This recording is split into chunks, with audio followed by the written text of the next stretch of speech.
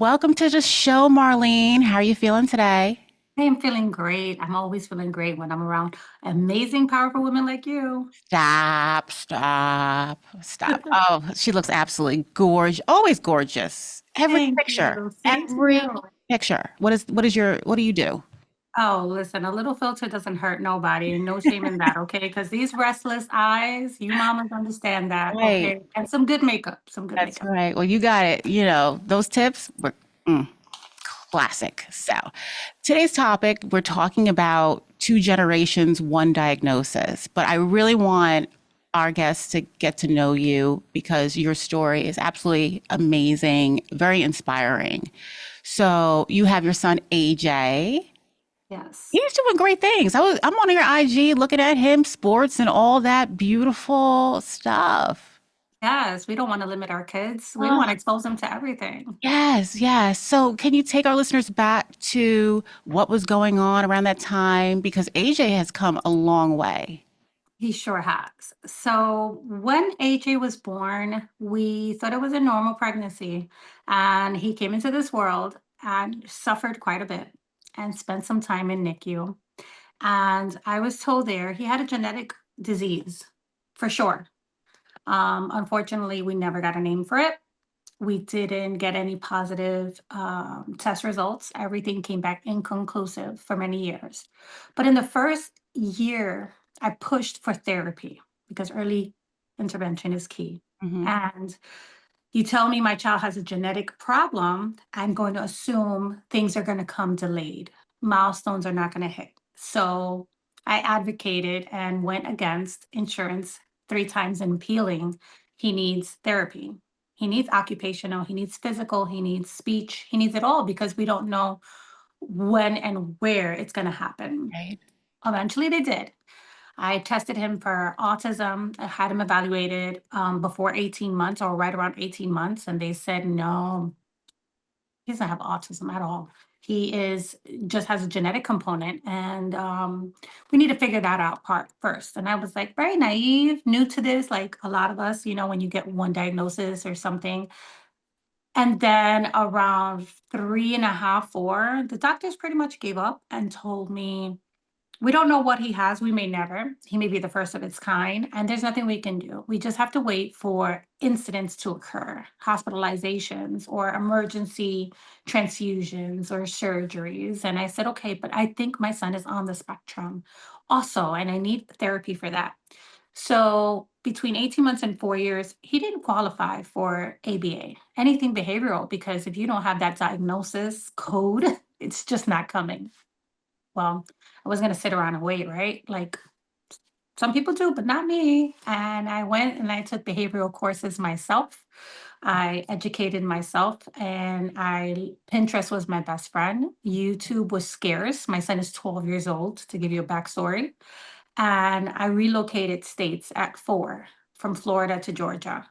And in Georgia, it took a while because to get into centers, appointments, evaluation, build up the team, it takes a long time. But by 7 years old, we got the diagnosis of autism.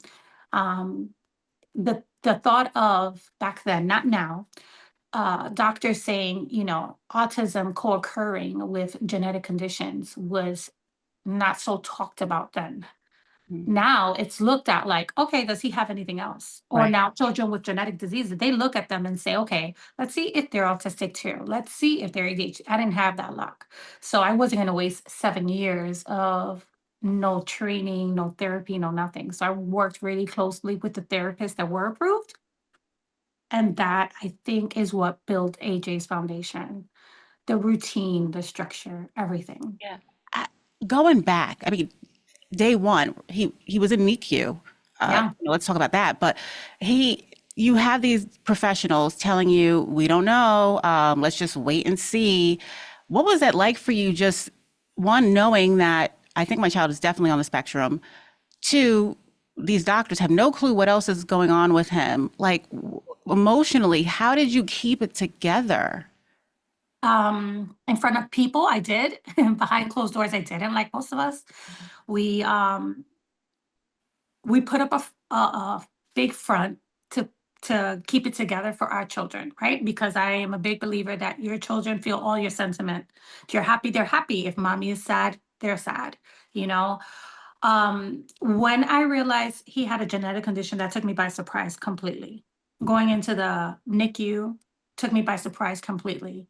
Before my son, I was already a mom to my daughter, and I was a teen mom. I had a child at 16 who was thriving, had no medical real complications.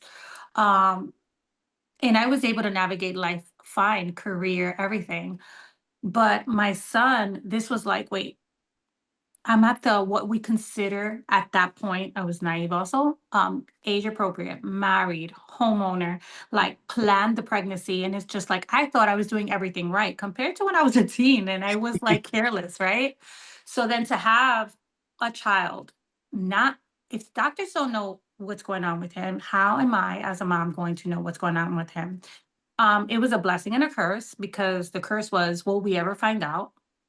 And the blessing was because day one, they said there was a genetic component. I was able to go home, take a little pad, and write every little thing I saw down, every movement I saw. And this is something I talk about when I speak to parents and families. Even if you go home with a healthy, thriving child from day one, put things in your notes, put it in your phone. If you Right. see something a little off, because it may just happen once, it may happen 4 times, and 4 times now is a pattern. And then you want to know, then you can go back because the doctors only have this amount of time with your child, and you are the one that has to express your concerns. So it was extremely overwhelming. Um, it was hard mentally, physically, it strained the marriage completely. So yeah. I think about too, were there moments where you just wanted to just like kind of throw your hands up and just be like, okay, maybe this is just what it is. Let me just stop fighting. Or were you always like, no, I need an answer. I want to find out, how I can help my son. So, being neurodivergent myself, I've been ADHD my entire life. I felt like that part of me is my blessing. I am always on the go and I always need an answer. So, me needing an answer was just like, I wasn't an educated person. And I want people to understand that a lot of the times we feel like we can't defend our children because our background, whether you are a stay at home mom, whether you got a master's or a doctorate, it doesn't matter whether you have no education. I was a GED diploma girly teen mom, and I was just like, how am I going to defend my child? What do I do? My first thought was sign up for courses I didn't have to pay for because I am disabled and my income is once a month. Hmm. So I signed up for courses that I would take myself at the local college, whether it was like daycare facilitated kind of courses to kind of navigate Right. how do I think outside the parenting box? And then that led me to saying, you know what? I can go back to college. I can get at least one degree. To each his own, but I can do something. And maybe that'll push me and drive me to continue in this area. And it did. And I went back to school. And from there, I was just like, my son needed me so much that I couldn't stay in school full time, be with him at all the therapy. It was overwhelming. Oh, yeah. Um, but I did what I could, you know? So you powered through, you pushed through. And then how soon was it that you got the diagnosis, right? Because you said it was nobody knew what it was. When did that come? 11 years old. 11. My son is 12, so it's been a little over a year that we got the diagnosis that he has Coffin-Siris syndrome. Can you explain to the listeners what that syndrome is? It's so difficult to explain because we're still learning. So there's different genes that lead to it. So I want to say Coffin-Siris is like the umbrella, like the autism family, we know we have an umbrella, right? So Coffin-Siris syndrome is the name of the syndrome. And then we have different genes that have given you that condition. And in my son's case, his gene is so new. It's a 2022 gene Oh, that was realized. So the symptoms are all across. It's ultra rare. The umbrella itself, we have about 500 in the world. mm. His gene is about 30 in the world. Um, and it affects every organ of the body. So anything from feeding to walking to vision to heart to head and his condition, because he was born with microcephaly, which is a small head size that doesn't grow much. Mhm. He was born with a really recessed jaw that he's going to need in adulthood multiple surgeries. Um, our kids are born with dental issues where everyone is different, but for my son's example, his teeth were born in different order in the back, and there's no space for some of the adult teething to come out. So we have to pick and choose which adult teeth are more important. So like now we're facing procedures coming in October, November. Anything from, like I said, walking. My son has a wheelchair. He loves sports, but most people don't realize that anything that is longer distances, more excessive, he'll get tired. He'll push through whatever it is at that moment and then gets exhausted. So he has braces for his feet, he has wheelchairs. Eating is very difficult Okay. already. Allergies in the esophagus. I mean, it's all over the place. Do you ever try to figure out, between autism and the Coffin's the syndrome, like Yeah. which is what? And I do. So I went to our first conference for Coffin-Siris syndrome this year, and I got to meet a lot of families. And there, it's such a wide spectrum also that, everyone's different. And I think that my son is special and unique in his own way. So he's very advanced in certain things and behind in some other things. So a lot of the things that he's excelled in, I gravitate towards. Could that be the autism factor? Because he's just the memory, the hyper focus, the like, if I like something, I'm gonna learn all the facts without even trying. It's just comes second nature. So I relate those type of things that he does. And obviously like the stimming and Mhm. certain aspects, but then when it comes to the medical side, like I'm very sick. My levels are really bad. I need, multiple procedures. He's been put under general anesthesia 24 times.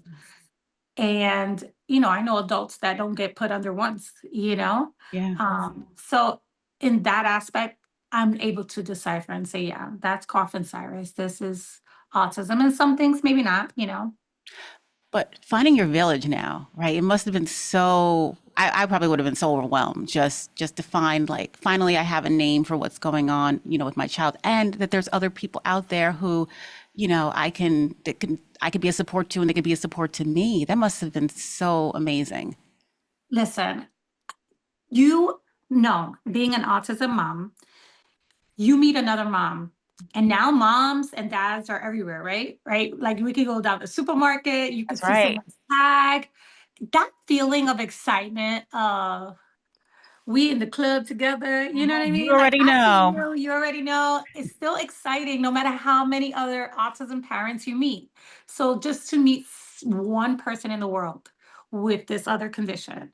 And people came from all over the world because they're spread out. This is think about it, 500 in the entire world. I'm fortunate to know I think there's like two or three other kids in Georgia, Mm. smaller, like more spread out, not as close to me, but I was an emotional mess. I was crying and it was happy crying, sad crying, all kind of crying because it was a big deal. Like only one person at this conference, over 100 and something families, has a driver's license. And that hit me. Like I was so proud for him, but that hit me. I was just like, wait, my son is not gonna drive. Mm. Like I'm gonna push those boundaries anyway, but Did you ever, I know for with my son, there was many things that I thought he wouldn't be able to do. And now looking back, I wish I like, bit my tongue when I said, oh, he's not gonna be able to do that. What are some things that your son is doing or maybe you already, knew he was gonna do all these beautiful things that may have been like, whoa, he's doing that. no, I listen, he didn't say his first words until 4. So speaking for me was huge. Just like a lot of us. Like he didn't babble. He didn't he was mute. He didn't cry. His cries were silent. Like he would sit and And I did this to test him. No, no, no, don't come for me, anyone, Nobody better, because I I'm right. don't change that diaper on purpose. I'm like, let me see, what's up? Like, you're not even gonna cry for a diaper? Like, you're just gonna sit in it? No, he didn't cry for a diaper. He didn't cry for feeding. I would push those boundaries just to see, Right. like I tell parents now, if your child is screaming all day and they're not saying words or babbling, but they're scream, let them scream. We need those vocal cords as much as we can, right? He wasn't using any vocal anything. So watching him engage in full-blown conversations with adults, Mm. not even kids, like adults, like he's gonna go back and forth with you, um, is a huge deal. Watching him walk, you know, um, run and play, grasp the concept of or comprehension itself, you know? One of my son's genes that came back positive, that has nothing to do with Coffin-Siris, nothing to do with autism, came back that he should be severely intellectually disabled. That is the evidence that is shown on that genetic marker. And my son is a straight A student. Mm. I think it's you could say what you want, but I have my faith. Yeah. So Yeah. Let's talk about that, because I'm sure through this process, what was your support like? Because it is a lot, right? Like, you're getting all this information. There's information you don't know. You're trying to find, I'm sure, like a village, and you have your daughter, and, trying to do everything. Like, what did you have that just kept you grounded? um I had I want to say honestly, I did have a support system. My mom was very supportive. My daughter was an amazing big sister. But I don't know how to say this in English without sounding a little offensive. But I had the the courage.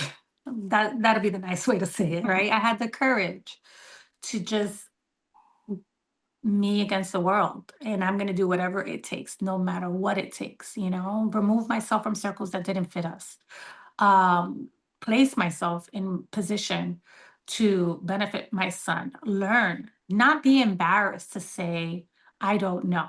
Put the pride to the side and say, I need to learn. Pinterest was my best friend. YouTube had very limited information Mhm. because if it did, it only related to autism.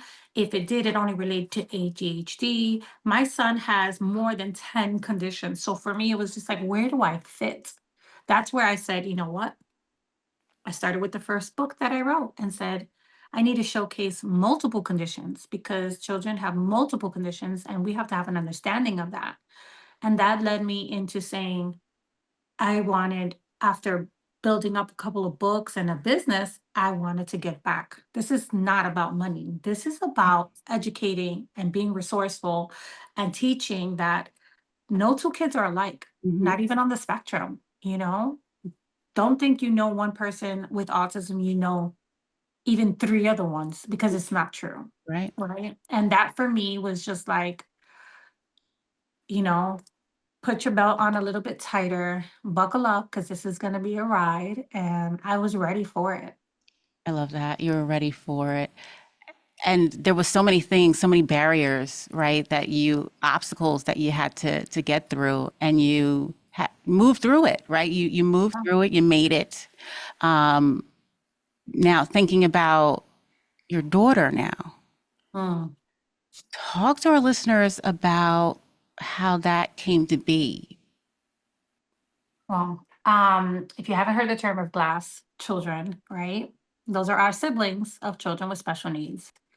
And being that sibling, they usually get overlooked. They get the short end of the stick. And with my daughter, she was 14. I was like, this is a no-brainer. There's a huge age gap. What she needs, he's not going to need. Mhm. And this was pregnancy, no special needs in my mind. This was like, I had a plan on, hey, when I have this baby, I'm going to dedicate, we're going to have mommy and me time on these, of course, every day with my daughter, but I dedicated specifically Friday nights. and I was just like, this is going to be our thing, whether we go out to grab a bite, go Mhm. to a movie, or sit in the backyard, take a swim in the pool, just you and me. No AJ, no husband, just us. It worked for a little bit, but you know, she may never admit it. She's gonna watch this, but the jealousy factor is there, and in my mind, I try to make up for it as much as I could, but again, my last book that I wrote was All Siblings Are Special. And this is not even trying to plug, but because I felt it. Like, Yeah. Yeah. I have a stepson, I have a daughter, and then we have AJ. And AJ just needs more help, more time, not more love. Mm. You all are loved evenly, Can right? you say They're that one loved more evenly. time? Can you say that one more time? Each child has, I don't even remember how I said it. Each child needs, my son specifically, just needs more time, not more love. Mm. Our kids, they get the love, they get the equal love. It just looks differently because he needs more help, not Yes. because I am, choosing to be with him 16 hours and like you 30 minutes. Mhm. But,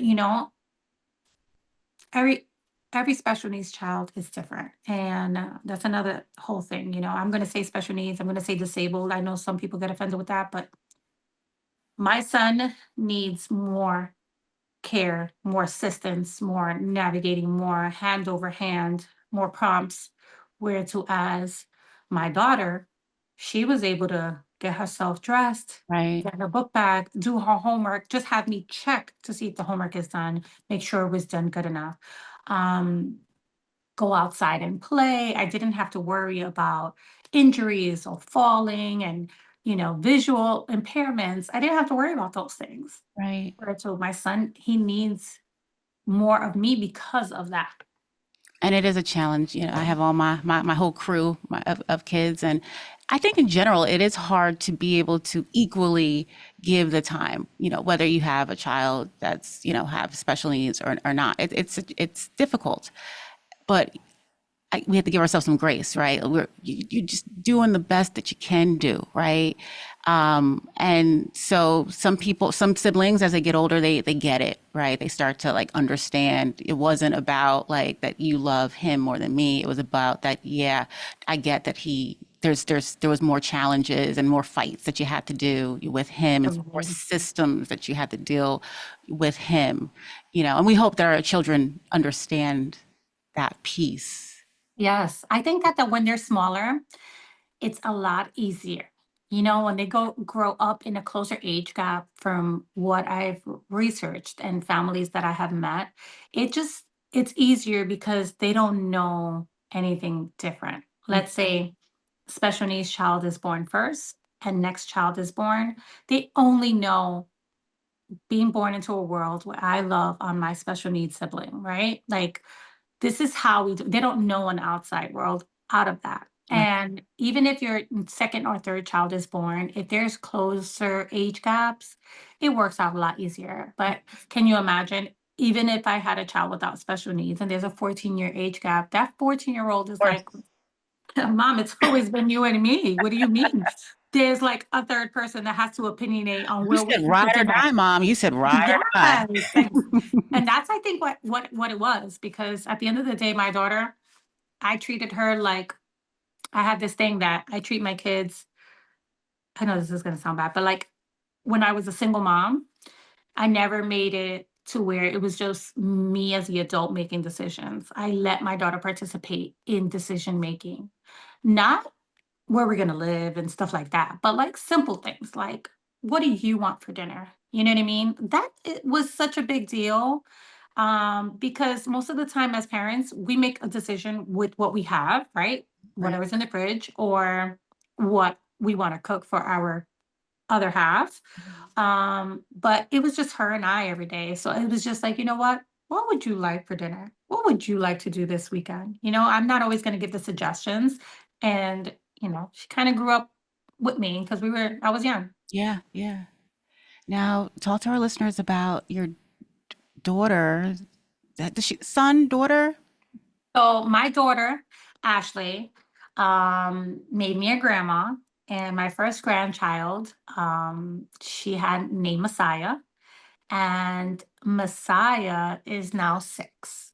And we just this year got the diagnoses, multiple conditions, including autism. Mm. Now, was there, did mom suspect that there was something going on? So mom did suspect. I want to say more between the ages of 2 and 3. The problem was that she had a very unfortunate situation. Um, it was so unfortunate. There was domestic violence. Okay. There was trial this year, 7 years later, and it was tumultuous to say the least. Mhm. And in the first few years, I want to say that she did her best as a mom, but my grandson was, I think, in need of more help, attention. So we didn't know how to differentiate between doctors and parent and grandma. Um, is it attention that he's seeking? Is it trauma? Is it more than that, like autism? Right. So when I got the news of autism, I'm a grandmother that advocates for this. I felt like guilty. Like, how did I not push for this earlier? Right. I pushed for more ADHD evaluation, and they go hand in hand. So, Mm. they get evaluated for both, but the wait list is so long. Right, and it wasn't until, like, we did pre-K and he did okay. He was getting in trouble a lot, a lot. And then, in kindergarten, we're like, "We need to get him tested," because the school was just like, "Well, we're gonna write this kid off as that bad kid." Mm. And I was just like, "Oh, we're not doing that." And I jumped in on Zoom calls and meetings, and we Right. pushed, and we got a private evaluation. We didn't go through the wait list that was waiting forever. We did private evaluations. And sure enough, he did come back with autism, with dyslexia, with oppositional defiant disorder, and with ADHD. Mm. And it was like a relief because we're here now. Yeah. Did it take you back to when you got the diagnoses, like hearing that, uh, that he had these, did you feel like, okay, you went back in time? I did. Yeah. I did. I felt um It's okay. It is okay. I felt guilty. Um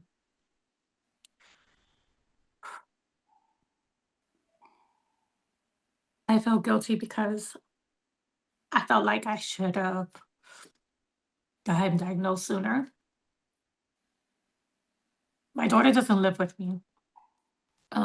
She has her own family. She has multiple kids, and I can only do so much also. Right. I have to give myself grace on that. And when she did mention it to me a few times where I just thought ADHD, she thought, maybe he's autistic, mom. And I was like, no, his stimming is a little bit different, Okay. and it's not so apparent. So where he just maneuvers his fingers and he does the little certain things.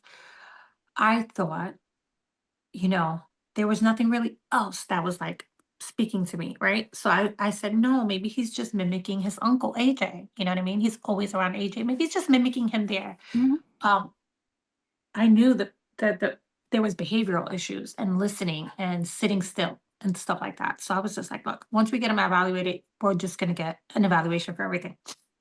So I felt immediately guilt. I felt like um, everyone thinks differently when it comes to autism, but is the genetic component the issue? And where does it stem from? You know, Ashley's dad and AJ's dad are different, and I'm the only one they have in common. And I know I've been ADHD my whole life. I've never been evaluated for anything else. Um, so I felt like, is it my bloodline? What did I do? You know, I just didn't want that life for my grandson and my daughter. I'm Right. okay with it. I love my son AJ. You know how you have parents that say if I could take it away, I'd take it away. I wouldn't take anything away from AJ. I wouldn't take anything away from AJ. Nothing. No matter how long I have him in life, I wouldn't take anything away because it makes AJ AJ. He's resilient. Yeah. He has a spark about him. But if I could not put down my daughter through this path of intervention therapy, the stress, the meltdowns, the everything, I would, because not everyone can handle that stress. And I know that the life she's already lived has been stressful. So to add that stress is a lot. Yeah. And that's your baby, right? Like we don't Yeah. want to see, our babies, no matter how old they are, have to struggle in any way. Yeah. And I hear you on the feelings rushing back, yeah, and then was it me? What did I do? And should I have stepped in earlier? But even if you stepped in earlier, what would have been different? Yeah. Like how much different would things have been? And it's like there's only so much that we can do. It's not like he was living in your house, and Yeah. but h- how long do you think you sat in that this feeling of guilt? Man, I still sit in it. Yeah. I still sit in it. One thing I always say about guilt is just doesn't ever go away. It just changes. Hmm. It transfers. Your guilt transfers. If you tell me that you live your life every day guilt free, it doesn't. I don't believe it. Hmm. I believe that your guilt transfers. So right now, depending on the milestone, the age, the era, my son is 12. He's going through puberty. Um, he has interest Hmm. in girls. He thinks that they're cute and he'll tell you everything. And I know that what he's looking at and what he's wanting to experience, he's not going to experience the same way. I know that people look at him differently, and that's a guilt, right? Hmm. He's born with genetic conditions. He's born with, has autism. His communication style is different. I'm guilty because he's not going to experience this teenage years the way I envision him experiencing them, right? Last month or last year could have been something completely different going into middle school. He's not, I have to take him out of a big regular public school because I was afraid of he wasn't going to be able to defend himself, talk, get bullied because of his physical features and things like that. Mom guilt. High school is going to be more mom guilt. Like it's always Yeah, I truly about. appreciate you saying that because I think that some people think that, we just feel some of the guilt in the initial diagnosis of our child and then it like poof, it goes away. And I can relate to you that there are moments where I find myself like drifting off thinking of like, you know, what would things have been different? What would a life have been like? What did I do differently with this child and that child? Um, and it creeps up on you, right? It's not like we go looking for it. Just something happens in our environment that triggers that. How do you snap yourself back? I allow myself, when I say grace over guilt, but I allow myself to feel guilty, get it off my chest for that day, whatever it is, right? Whatever you're going through, do it. Don't push it back. Get that out of your system. It's like that big cry, that big scream in the woods, right? Like get out your system and then focus on everything else that's working in your favor in that moment, in that day. That small win is a huge win, right? Like it's never a small win in my book. It's a huge win in my book. When Everything they do. So I just focus on the positive. Yeah, yeah. Now, as a grandma, right, it's a whole new position for you, right? Like it's a whole Yes. different world. How do you navigate? Is there points where you want to like jump in and give advice? Is your advice readily taken, or do you have to like how do you balance, or should it just like okay, that's what you want to do? Listen, she is I'm a jump in, all right. I'm gonna jump in and she knows. Like she could call me 110 times a day. I'm always gonna answer. May get like, again, what do you need? Right. But anything that comes down to my grandson, I my daughter respects my position and my experience. So she literally will ask me first, like, Mom, what do you think? What do I do? And I'm like, this is what we're gonna do. And this is how we're gonna do it. And she'll be like, Mom, we have IEP meetings. Are you oh, I'm gonna be available. What day? Let me put in my calendar. Right. And I jump on the IEP meetings. I go to the school, I'm involved. And I like that. I like that. I think God positioned me. Um, Now I know on purpose, not just for AJ, not just for the community, where I give back, but for my own, for generations to come. Right. What was it? And I know it was probably difficult, and everybody's emotions are different when they get the diagnosis. How did you nurture your daughter? Like, was your daughter kind of saying, "Okay, yeah, we're going to do this," and or was it just like, was she going through that feeling of guilt and sadness and She was, but she's also expecting. So she's having another baby, and she's got her hands full. So this is her third. Messiah is the oldest. The only thing I was able to do was just let her know that I got you. You don't ever have to second guess.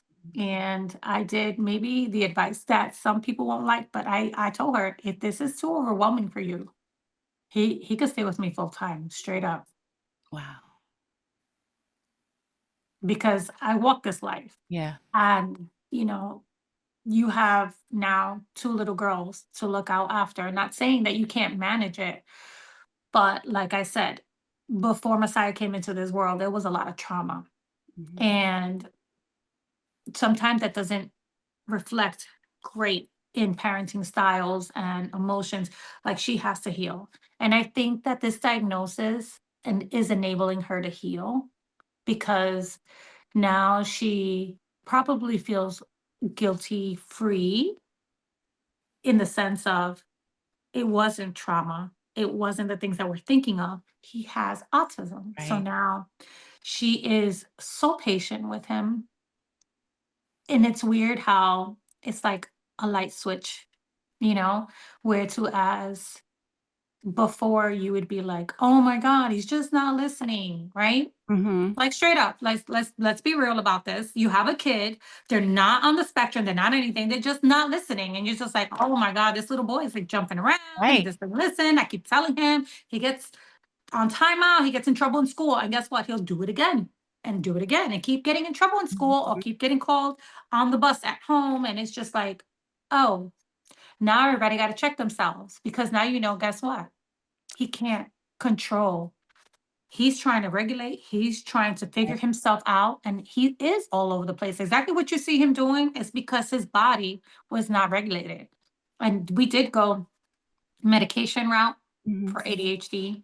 We did do a lot of modifications at home, routine changes, and from diagnosis in May. When I tell you the whole school year of kindergarten, not only did we get that letter of being held back in February that I'll never forget. And I said, we will not hold him back for any disabilities. We will get him evaluated. We will private evaluate him. And we did.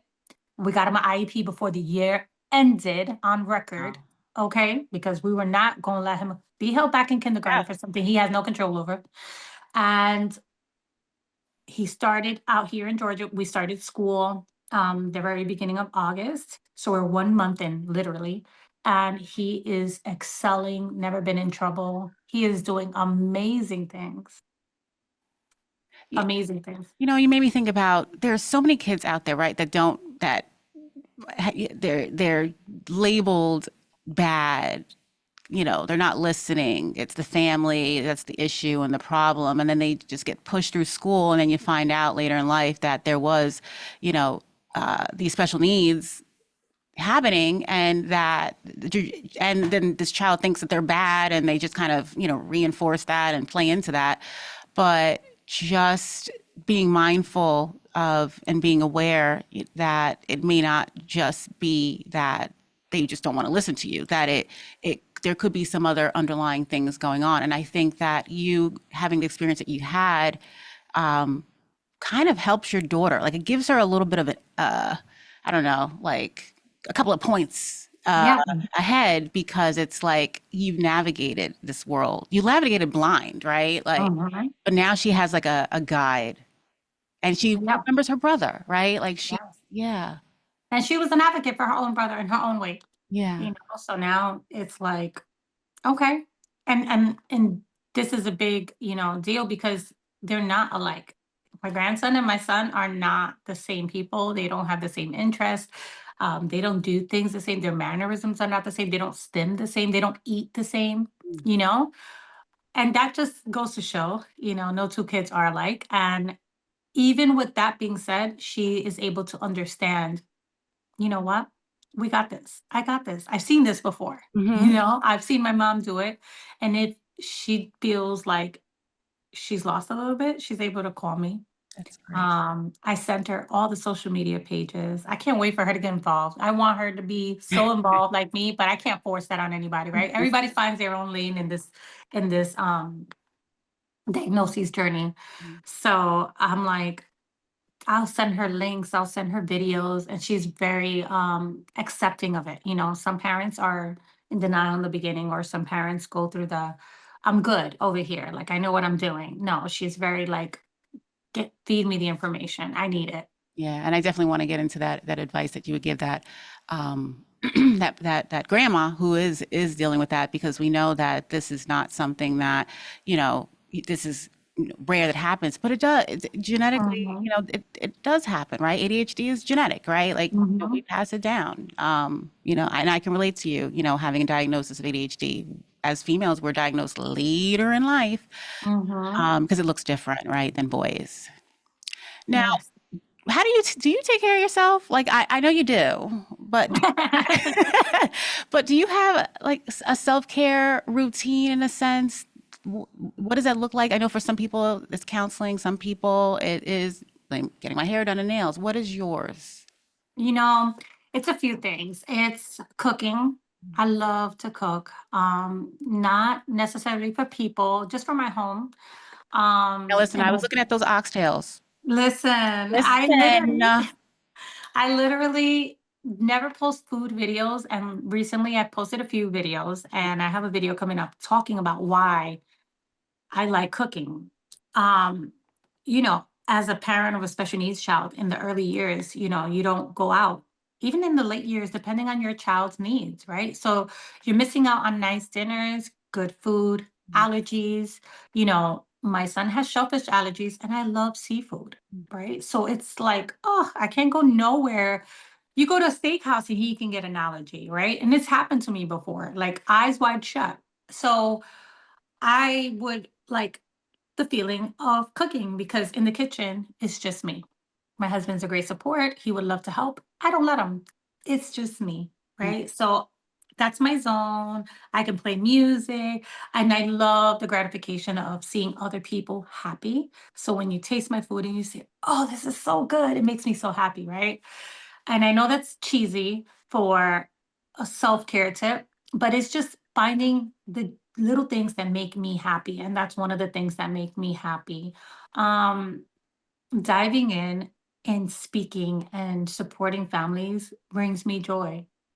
It brings me happiness. Mhm. And some people may say, well, that's work. What do you do outside? But that makes me happy. My phone number for my business is on all my social media platforms. I have received calls on a Saturday at 1 in the morning, from a mom that is depressed, feeling alone.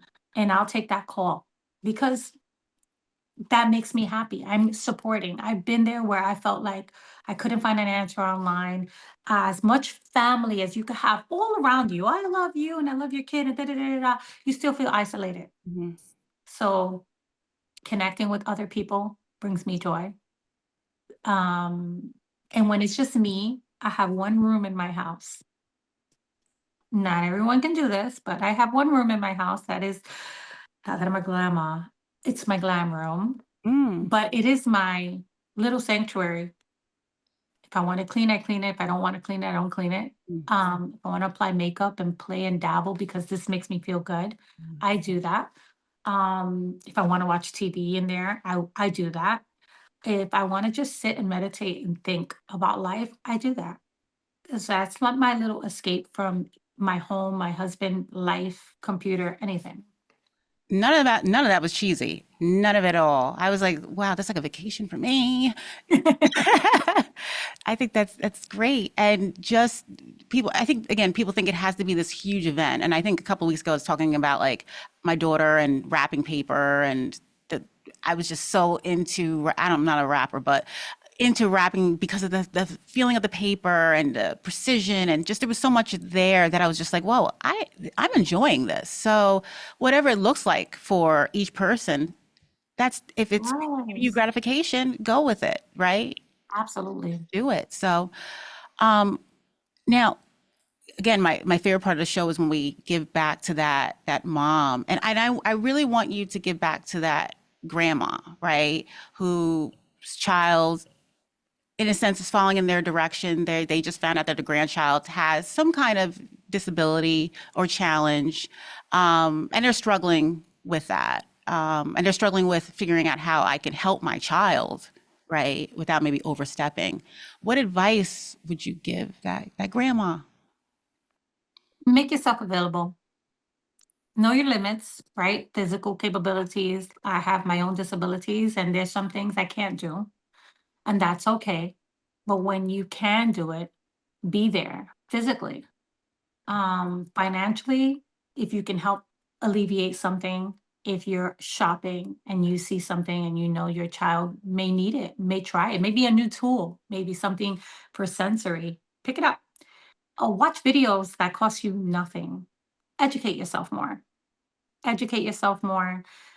Tune in to other parents, grandparents. You know, as a grandmother, you don't have to just learn from another grandmother's perspective because usually as a grandparent, we are the first person that they will ever trust with their child, right? Mhm. So you want to make sure the routine in your home is just as great as the routine in their home.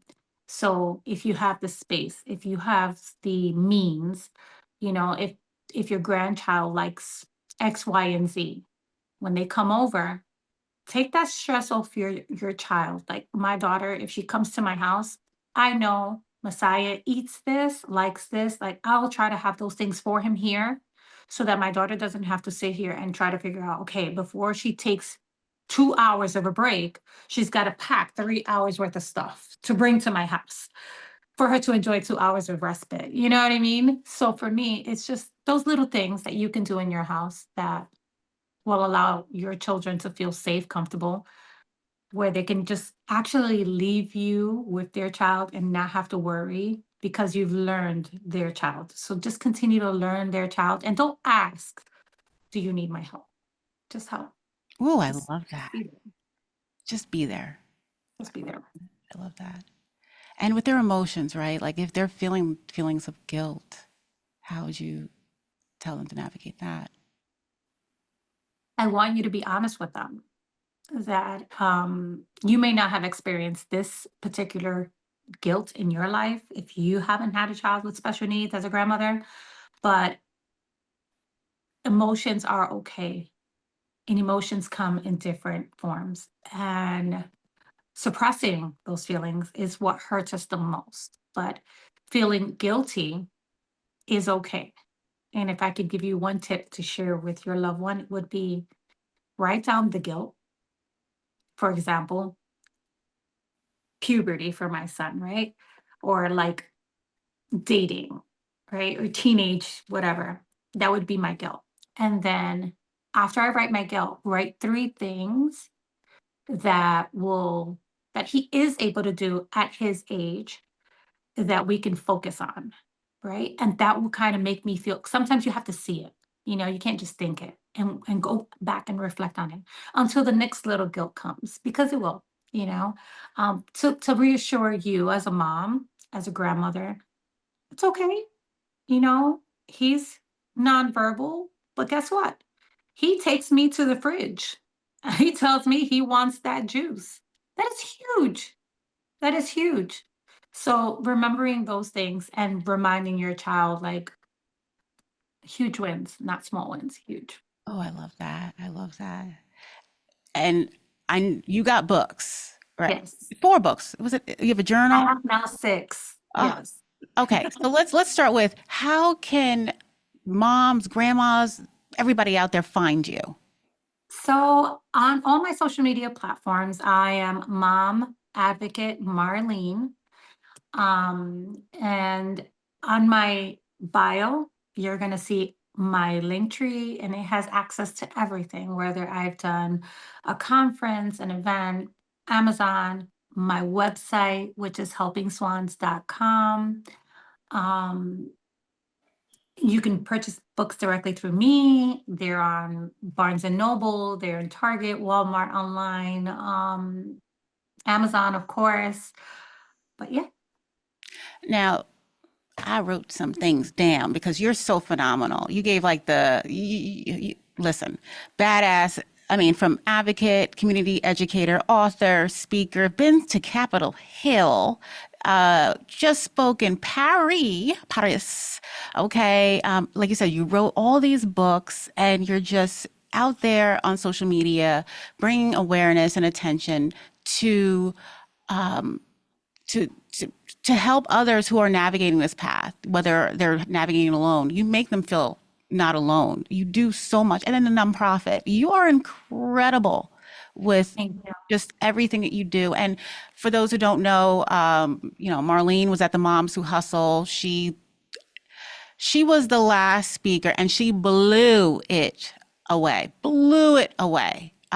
So I mean, if you need a speaker, please, Marlene is the person. But I just want to make sure people know how resilient you are and how badass you are because I, what makes you badass? Let the audience know, like, what is it that makes Marlene badass? Because I think there's moms out there who are like, I want to be Marlene. Believing in yourself. You can come from nothing. Don't compare yourself to anybody in the room. The number one thing I tell all parents and all badass moms is don't ask for a seat at the table when your child and your loved one you're battling for and advocating for is the table. Without you, no one sits. Period. Now, the head, the I So, and no matter how many times I say it, the chills, no matter how many times I say it, the chills, Mhm. because I believe it wholeheartedly. And when you believe it and you're passionate, now advocating for everyone is very different. Don't think you need to open a nonprofit. Don't think you need to be an author. Don't think you start with advocating in your home. You start with advocating for your child in school, at the doctor's office, and at therapies. That is your true obligation. And if you can't do that as a special needs parent, then you need to rethink how you are going to parent if you can't handle it. And that's okay too. Because much rather you be honest than give that child halfway attention. But that's your advocacy journey in real life. Anything outside of that is because you're called to do more than that and follow that. But if nothing else, because you are dedicated as an accountant of a law firm, you're an attorney, and you have a child with special needs, and your job is to just advocate that IEP in school, that therapy, and the household family, and make sure that their needs are met. Nothing more. Don't feel pressured to live up to social media. This is not for everybody. You're right. I do it because I've always had a voice. I've always been loud. I've always gotten the report cards I can show you from 4th grade. Talk too much. Listen, this has been a calling for me. I didn't even know. I love it. I love it. You're being prepared, probably even Yes. earlier than that. Yes. I think God disabled me on purpose. I say that all the time. He prepped me, he pulled me from a career and said, You need to stay home and you need to take care of yourself because somebody else is coming in your future that you need to be ready for. And not just having your child or your grandson or your daughter, you have this village, that people look at you as, like a mom, a guide, so you've inherited so many parents out there. And I hope that you are happy with what you're doing. And it's obvious that you are living in your purpose. It's so obvious. So Absolutely. I know our listeners got so much out of this episode. You are a true gem. I do appreciate you being on this show. You are definitely like a badass I aspire to be, honestly. Oh, Yeah. you are amazing. Thank you for having me. It is nothing but love whenever I see you and talk to you. Oh, And yeah. listen, for you tuning in, if you don't get your tickets to the next Moms Who Hustle Summit, when I tell you, listen, this has been here with me. I learned so much. I've gotten so much friendships, genuine, like inspiration, mom to mom, entrepreneur, womanhood. Like I'm still friends with everybody. Like we dance. Like you don't want to miss that. Yeah, you have to have food and dance. I don't know how you can have some Yes. kind of party, especially with autism moms. Like you can't. You got to feed people. And we got some stuff in store too. So stay tuned, my peeps. But again, Marlene, thank you so much for being on the show and being such a huge advocate. Thank you. Thank you. Yeah. And to our listeners, I really, again, don't have to really say much about, just how wonderful this episode is. Please share this episode with maybe another mom, grandmother, provider, a sibling. This episode is for everybody. I think a lot of people can learn so much through this. And, Marlene, I'd definitely love to have you back on the show. And thank you for being so open and honest, because it is hard sometimes when we just kind of open that door and you just don't know what's going to come through. But, I know that a lot of moms have probably grown through this episode. So again, as I always end, stay fierce, stay determined, and stay courageous. Listen, there's a lot of battles coming our way, right? There's a lot of battles coming our way, and you have to be aware and you have to make sure you have your support and you stay strong and you advocate because your voice matters. All right? I'll see you next Tuesday. Have a good one. Peace.